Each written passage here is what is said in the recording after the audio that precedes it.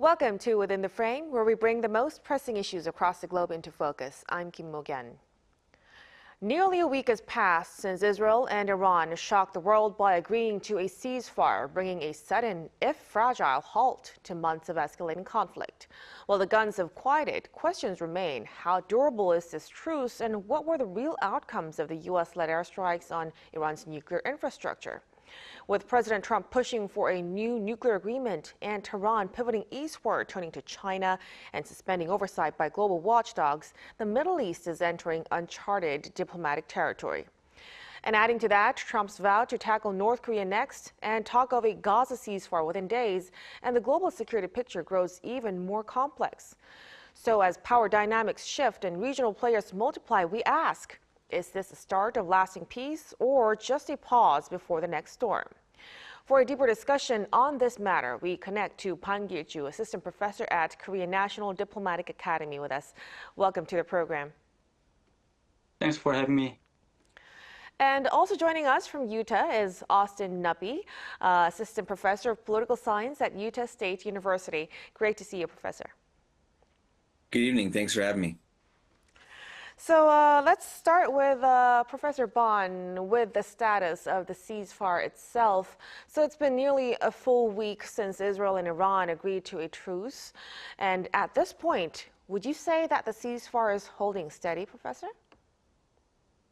Well, tactically it is, but politically it isn't. When it comes to a tactical aspect, the ceasefire seems to be holding effectively in the sense that each party, Israel and Iran, restrains additional military strikes against its opponent. Likewise, holding the ceasefire to this day is seen as effective, particularly when considering that their strikes were so intense for 12 days. However, the ceasefire is unstable politically and strategically in the sense that the ultimate differences between Israel and Iran have not been addressed. Israel used to originally set up a goal of a regime change in Iran, but had to downgrade this goal to the damage of Iran's nuclear facility in order to align with the United States. Meanwhile, Iran stays away from its denuclearization, and furthermore, it seems to move 400 kilogram highly enriched uranium to other facilities before the United States drops its bombs. The other reason that the ceasefire is not stable politically and strategically can be seen by the continuation of a proxy war. The Houthis are strong followers of Iran. In the meantime, the Houthis continue attacks on Israel even in this ceasefire period in order to help Iran and retaliate against attacks on Iran by Israel and the United States. All in all, the ceasefire is effective tactically for the time being, but it seems hard to hold for the long-term perspective without policy management because the key issues have not been resolved. Right, so it seems like there still are some vulnerabilities in terms of politics and strategy there. Now, let's also touch upon the aftermath of the strikes, Professor Nuppy. There are still questions surrounding whether Iran's nuclear infrastructure was totally dismantled or not. While the Trump administration continues to tout the mission as a success, what do we actually know now about the extent of the damage? Well, unfortunately, a lot is still unknown. As you previously stated, the Trump administration said that the sites of enrichment and weaponization of the program were completely obliterated. Other reports from the United States Defense Intelligence Agency said the program was only set back 6 months. Perhaps the best case scenario is several years, yet there are probably only a handful of people within Tel Aviv or Tehran that actually know the extent of the damage. The Fordo facility, for example, is buried under 300 feet of granite. We saw through aerial surveillance photography initial craters where the tunnels and the entrance are, but we don't know the extent of the damage underground. As Professor Ju also mentioned, the 400 kilograms of highly enriched uranium have also been moved from those facilities prior to the strike. So while that stockpile is not enriched to that 98% threshold necessary for weaponization, even at 60 to 70%, it can still be used as a dirty bomb. So it's still unclear the extent to which Iran's program has been set back. Right, so we still aren't really sure how much of a damage it has made. Now, let's move on to Iran's internal response then. Tehran's parliament recently passed a resolution to halt cooperation with the IAEA, which is a move that signals its intent to step outside of international oversight. Professor Bond, do you think this could mean Iran is trying to conceal and resume its nuclear development? I do believe that Iran is most likely to resume its nuclear program, but do it in a different way. From the viewpoint of Iran, it is pretty certain that it has failed to achieve the goal of a nuclear program, particularly when it is compared with North Korea's nuclear program. As opposed to Iran, North Korea has never been targeted militarily. Moreover, unlike Iran, North Korea has already been armed with around 50 nuclear weapons. As of right now, Iran could start thinking of scenarios other than the current way of becoming nuclearized. One of the possible scenarios could be the North Korean model, as you mentioned earlier. In particular, Iran could be motivated to follow the North Korean model in a situation where the Kim regime is successful in its nuclear program. And furthermore, Iran could be helped by North Korea thanks to the ties between the Khamenei regime and the Kim regime. If so, we need to take a look at what the North Korean model looks like. I would say that it is composed of the two factors: staying away from the NPT, non-proliferation treaty regime, and making strategic partners. First of all, Iran seems to facilitate its nuclear program outside of the NPT regime. Iran's recent decision to suspend cooperation with the IAEA is a sign that it will stay away from the NPT regime. The second factor is for Iran to make strategic partners similar to North Korea. North Korea has been supported by strong powers like China and Russia in the process of becoming nuclearized. So, Iran is most likely to consolidate its relationship with powerful countries under the League of Autocracy so that this nuclear program will be safeguarded by them directly or indirectly. Right, so it seems like a very big concern how Iran's taking the steps of the so-called North Korean model. We'll have to see how it goes moving forward. But now let's also touch upon the diplomatic front now.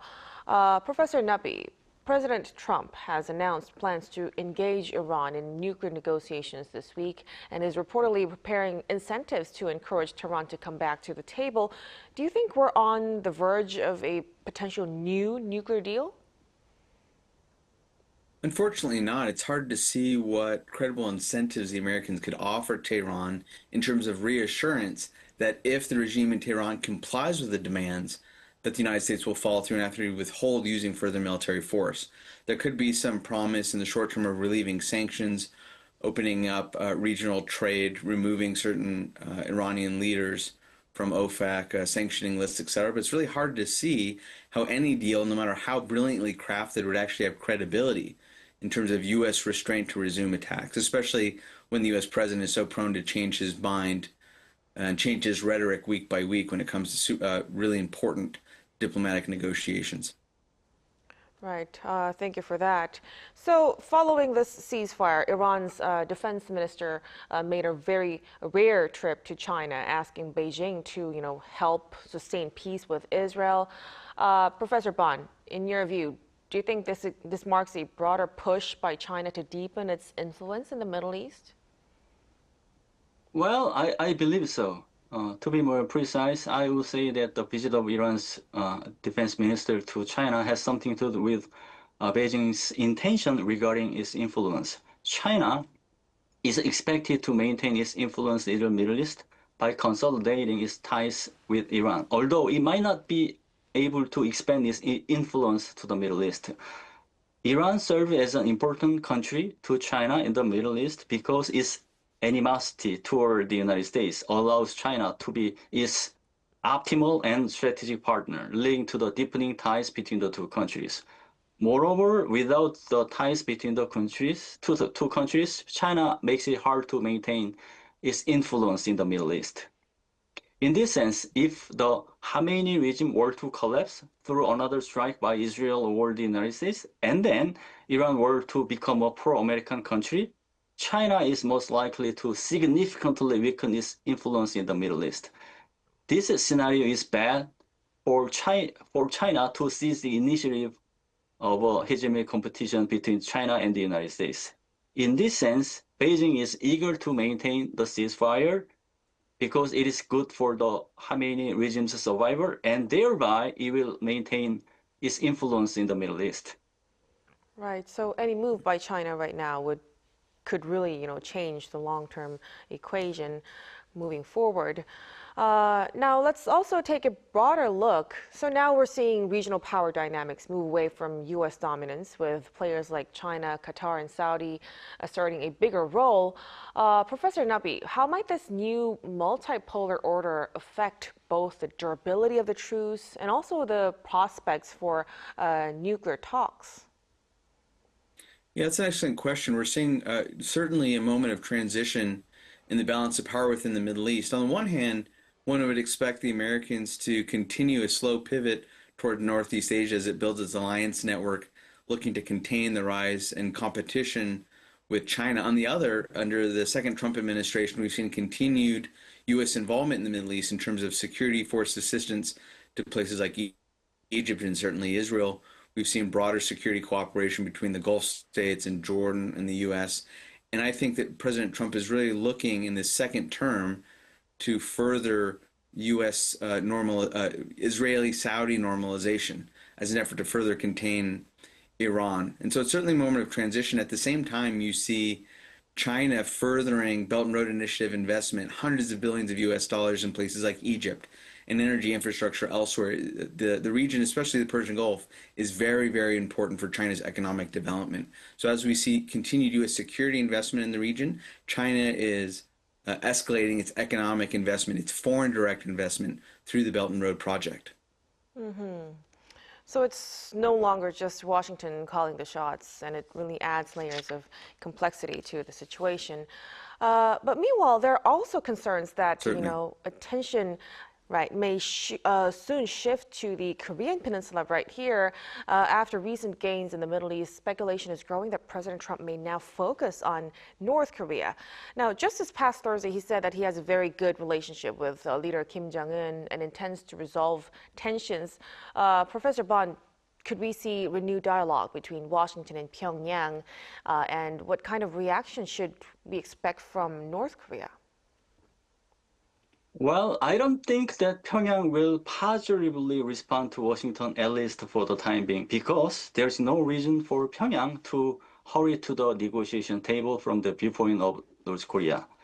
Unlike the first Trump administration, as of right now, the pie of the benefits that can be gained through negotiations is different between the United States and North Korea.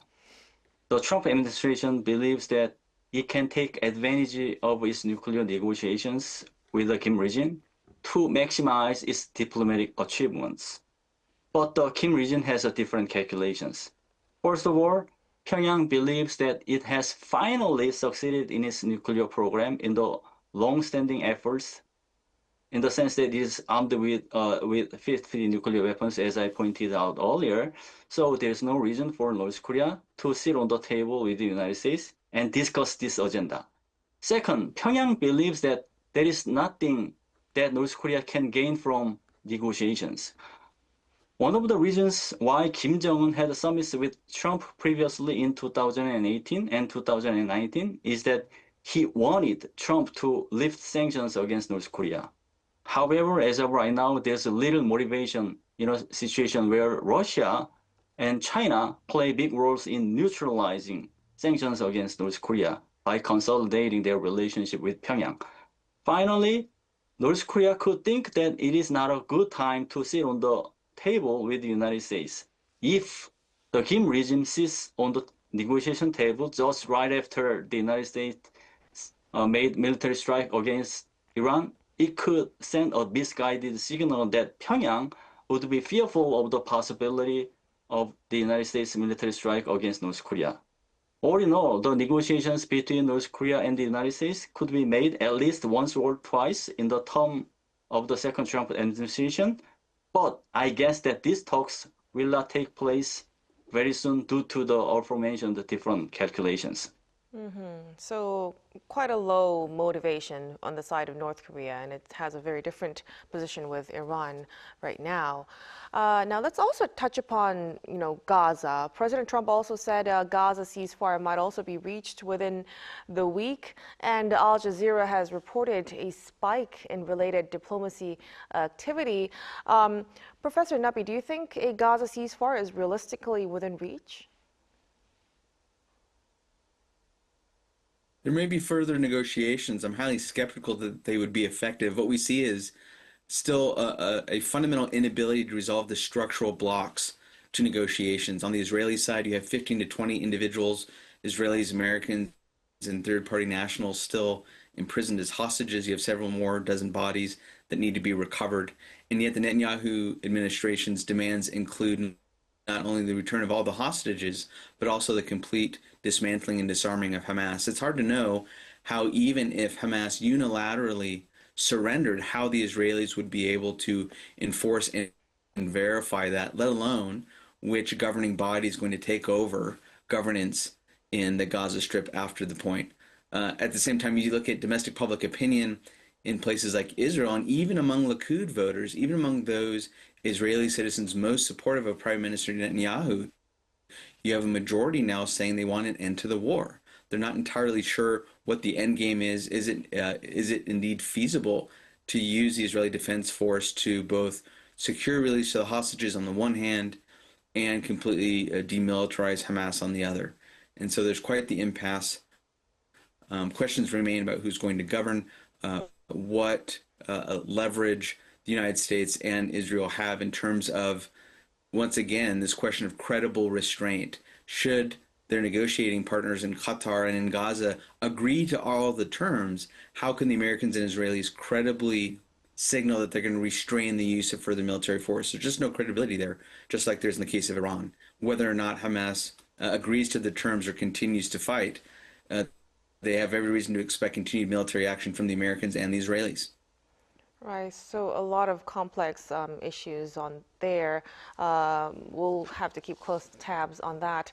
Now, finally, before we wrap up our discussion tonight, so Professor Ban, even if things, look relatively stable as for now, what kind of key variables do you think that remain that could still threaten sustainability in the ceasefire? Well, I would say that the most powerful variable is the United States, particularly its change of internal calculations on the objective regarding Iran. The United States might come up with 4 different options regarding the Israel-Iran ceasefire. The first option is to maintain the ceasefire, at least during the second Trump administration. If this option is going to be adopted, the United States will pay tremendous attention to the sustainability of the Israel-Iran ceasefire by exerting its influence to both Israel and Iran. Second option is to make Iran sit at the negotiation table by providing Iran with gift packages. It would be a small deal or a temporary tension relief. The third option is for the United States to make another strike against Iran. This scenario could emerge when the Trump administration thinks that this diplomatic achievement is less than expected due to several reasons, including Iran's resuming its nuclear program. The final option is for the United States to upgrade its strategic objective to a regime change in Iran. In this case, the ceasefire is no longer meaningful as an option. All in all, the internal calculation of the United States and how to respond to this by Iran matters in the sustainability of the ceasefire. So we are watching a realignment in real time where peace, power, and politics are all being renegotiated. We'll really have to keep a close eye on how things develop moving forward. But I'm afraid we'll have to end our discussion at this point tonight. Thank you so much for your time and for your insights, Professor Ban. Thank you. My pleasure. And Professor Napi, of course, we appreciate it. Thanks for having me. Have a good evening. And that'll be all from us on Within the Frame. Be sure to tune in next time as we continue to explore the stories that matter. Till then, stay informed and engaged.